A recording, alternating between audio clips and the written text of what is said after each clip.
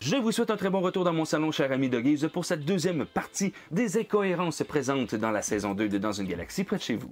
Et il serait fort inconvenu que vous puissiez commencer cette vidéo sans avoir visionné la partie 1.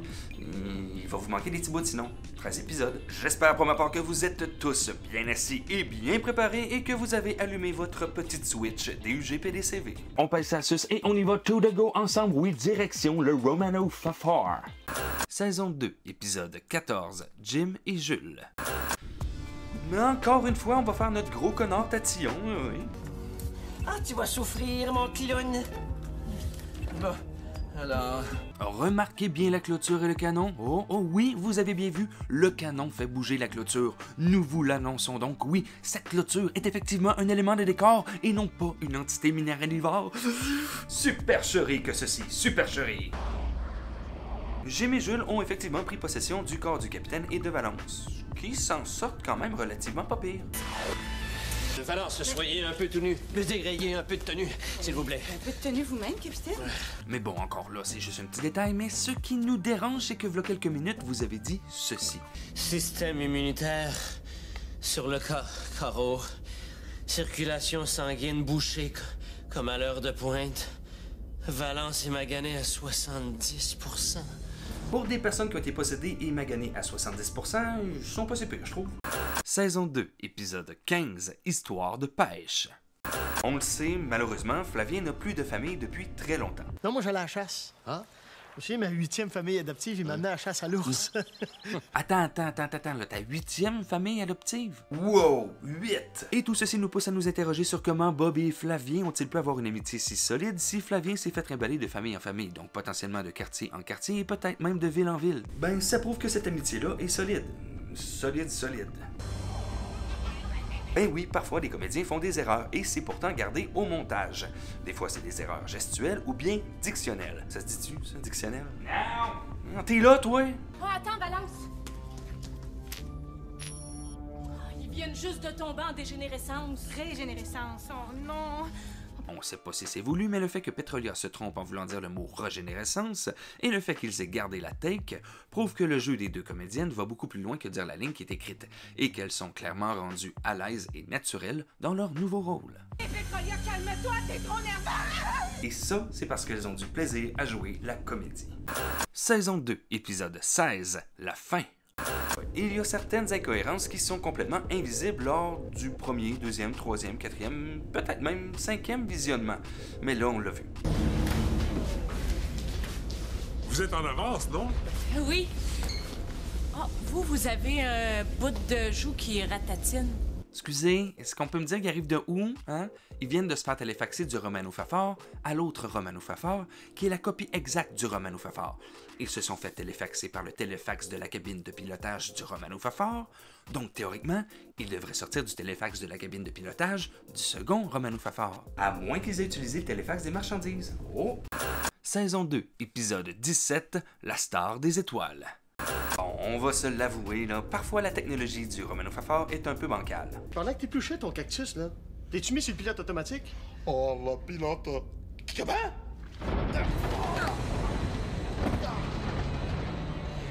C'est quoi ça? Donc, si on comprend bien ici, le vaisseau entre en collision avec quelque chose, et ce sans que les radars ne l'aient détecté. Vraiment?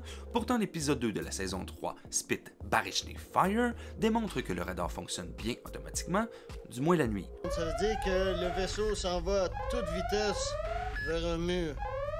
On va mettre celle-ci sur le dos du scénario. Ben oui, encore une fois, gros connard tatillon. C'est vraiment fascinant. Bon, sans vouloir choquer personne, là, comment la capsule cryogénique a pu rentrer dans le centre de santé? Et on défonce un mur, l'on construit après, il y a une porte de garage, on l'a jamais su, mais pourtant c'est la seule entrée puis la seule sortie, c'est là. Non, mais c'est juste une petite question, là, moi... On le sait tous, il faut pas trop juger de la technologie montrée parfois dans la série. Mais là, sérieux.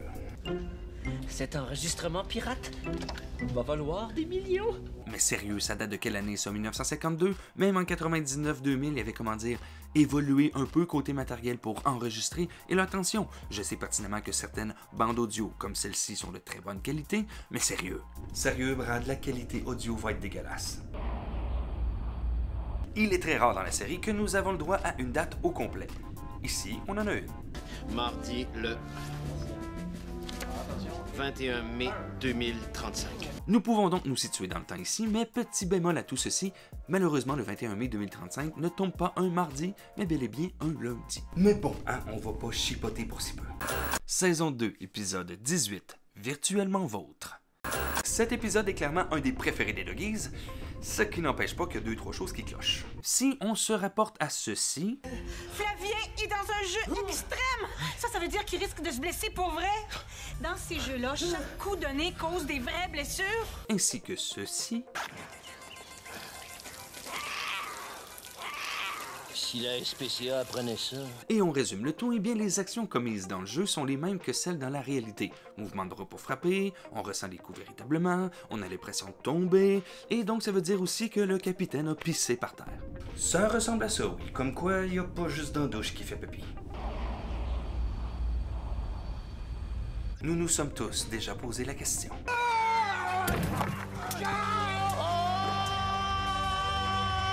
Mais pourquoi diable Serge n'abandonne-t-il pas avant de toucher le fond, hein? Bon, oui, pour faire le gag du gros beau casse en mille miettes, là, mais quand même. Ben, c'est à croire comme ça être détruit, hein? Depuis la saison 1, on est tous au courant que Flavien gagne à tous les jeux. En tout cas, là, moi, je le laisse pas gagner, hein. Que tu le veuilles ou non, il va te battre pareil. Il nous plante à tous les jeux. Rappelle-toi le Scrabble la semaine passée, il t'a lavé 816 à 31. Tous les jeux, oui, sauf exception de celui-là. Et non, car abandonner en tranchant lui-même la tête du roi capitaine, c'est pas gagner. Ça, c'est pas le but du jeu. Bon, oui, d'accord, il a gagné parce qu'en fait, sa dernière quête, c'était de rester en vie. Mais il a pas battu le jeu. Le jeu a gagné. Saison 2, épisode 19, le test. Serge, personnage sublime, robot merveilleux et garde du corps assez solide. On a étendu son instinct de protection envers Petrolia à tout le reste de l'équipage. Ah oui, essayez de m'attaquer.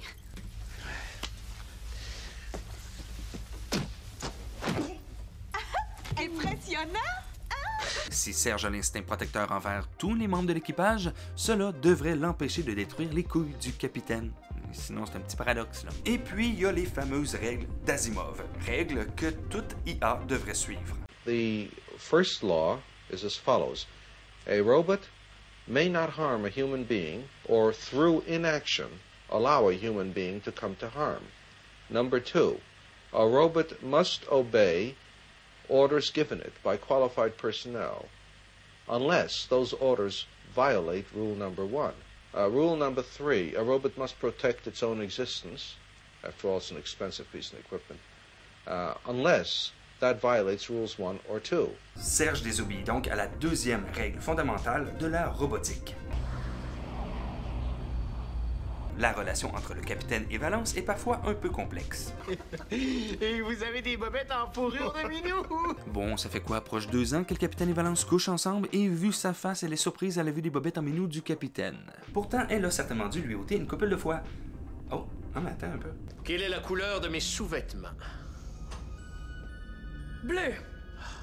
Avec une trace de brun! Oui, ça va, ça va. Des bobettes en poil bleu. Ça doit être badaboum. Saison 2, épisode 20, Caïn et Abel. Malgré quelques ratés, on le sait, le Romano Fafard est très bien équipé, mais il y a quand même des choses un peu bizarres. À deux, ils ont même pas le quotient intellectuel d'une écrevisse. D'une écrevisse? Non, mais de 800! Bon, sans vouloir faire mon connard, ils ont pris où, les 800 écrevisses vivantes? Pour la prochaine incohérence, c'est beaucoup plus une remarque sur la logique des choses. Et ben voilà, hein, il y a 2 autres lavabos pour vous brosser les dents, ce qui est quand même très adapté à un dortoir en théorie. Mais visiblement pas en pratique. Lorsque tu es sous les ordres d'un capitaine, tu obéis, même si c'est au détriment de la qualité de ton sommeil. Je m'attends à ce que vous vous couchiez immédiatement et tout le monde se présente demain reposé. Compris? Oui, malgré le fait que Flavien et Bob soient tout dégueux, juste avant que Bob n'insulte à nouveau Flavien, ils se dirigeaient tous les deux vers leur lit pour se coucher, même en étant tout crado. Ils obéissent pour aller se coucher tout seul, mais pas pour arrêter de se battre, par exemple. Hein? Saison 2, épisode 21, La source mystérieuse. Le début de cet épisode m'a vraiment toujours fatigué. Ça me gosse. OK, Serge. Je voulais te dire de dire au capitaine de dire à Bob de pas décoller. Là, je vais te l'écrire. 5. Vous dites-le au capitaine. Je peux pas, Serge. Tantôt sur la carlingue, j'ai mis le pied dans une bouse de vache spatiale. Je peux pas aller dire au capitaine, je vais mettre de la crotte partout. Bon, alors oui, ça part fort ici. Cher Flavien, ton scaphandre est équipé, tout comme ta montre d'ailleurs, d'un émetteur-transmetteur qui te permet de parler à tous les membres d'équipage. Tu sais, là, le même émetteur qui va te permettre dans quelques instants d'envoyer un message d'adieu. Ouais, celui-là. Cela aurait été donc beaucoup plus facile et sécuritaire de passer par cette technologie au lieu de donner un petit papier à Serge. Et dernière petite chose, visiblement, Petrolia n'a pas de crotte sur ses bottes, donc elle aurait pu y aller.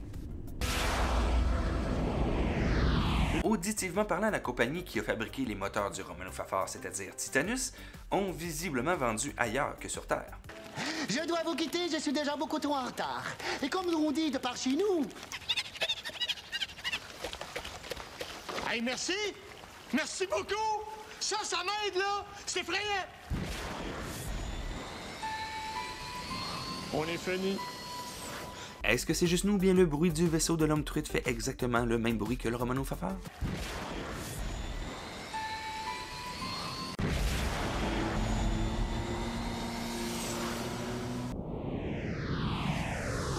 L'entrepôt du Romano Fafard est une mine de trésors. Puis, ça mord-tu, mon babé? Franchement, capitaine, c'est une pataugeuse. Y a pas de poisson là-dedans. Oui, on peut rajouter une pataugeuse aux multiples éléments inutiles dans le stock du vaisseau. Bah, pourquoi pas? Saison 2, épisode 22, le rejet. Même les vieilles technologies présentes sur le vaisseau semblent assez difficiles à cerner pour les membres de l'équipage. Pensez-vous sérieusement que le vaisseau extraterrestre qui va trouver vos témoignages va être équipé d'un magnétoscope VHS?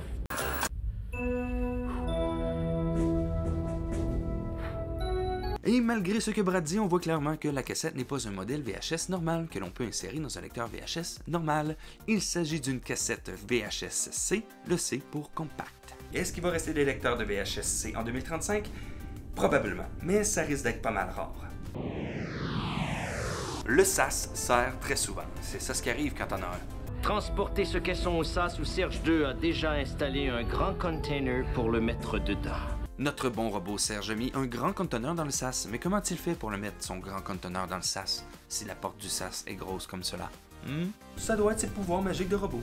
Saison 2, épisode 23, la fissure. Serge, c'est comme un inspecteur gadget.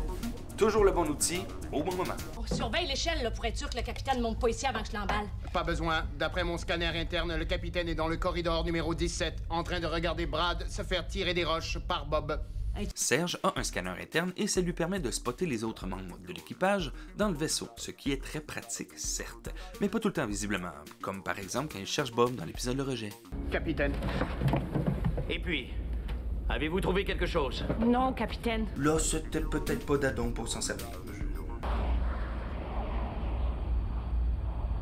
Dans une galaxie près de chez vous, a prédit 2-3 trucs sur le futur. Oui, mais pas ça. Ça, c'est pas arrivé. Le même genre d'explosion a été répertorié seulement 2 fois. Une fois en 2018 par un étudiant gaffeux dans un cours de chimie. Après l'explosion, personne ne l'a jamais revu. Puis le pire, c'est qu'il a coulé son année. Malheureusement et heureusement, selon toutes nos recherches, aucun étudiant du secondaire ou du cégep ayant fait des cours de chimie ne manque à l'appel. Aucune explosion dans une école recensée non plus. Donc, on peut dire, oui, que Petrolia a modifié la ligne du temps. Tout le monde le sait, jouer avec le temps, c'est dangereux, et même pour les scénaristes. C'est le premier homme des cavernes! C'est Adam! Toujours théoriquement, si c'est le vrai Adam, eh bien, il devrait juste pas avoir de nombril. Mais pétassou, mais c'est pas tout. Il est mort. Brad, vous avez tué le père de l'humanité. Théoriquement, comment on le voit, si c'est le vrai Adam et qu'il meurt dans le passé, mais dans un vaisseau du futur, les membres de l'équipage auraient dû disparaître immédiatement, non? À moins qu'ils aient lancé une nouvelle ligne du temps, et dans ce cas-là, eh bien, il n'y aurait aucune répercussion dans le monde de Adam, ni dans le monde du Romano Fafard passé. Il y aurait seulement une nouvelle création d'un nouveau monde parallèle entre ces deux réalités. Ouf! J'ai lu que plusieurs d'entre vous soulignaient le fait que le Brad du futur aurait dû croiser son Brad du passé. Ouais.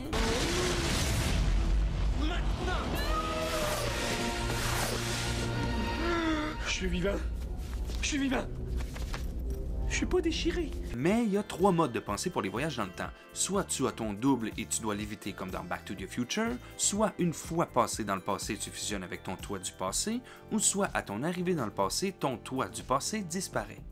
Saison 2, épisode 24, la misère des riches. Ici, c'est la deuxième fois que l'on parle de paix, de bonus, d'argent. Celui qui terminera le premier verra son salaire quadruplé. Et je vais le payer cash. Et ça nous pousse à nous poser cette question. À quoi tu penses qu'elle va te servir ton argent, si loin de la Terre? Je vais pouvoir m'acheter de l'amour. Brad, diaboliquement intelligent, surtout quand il est question de manipuler les gens.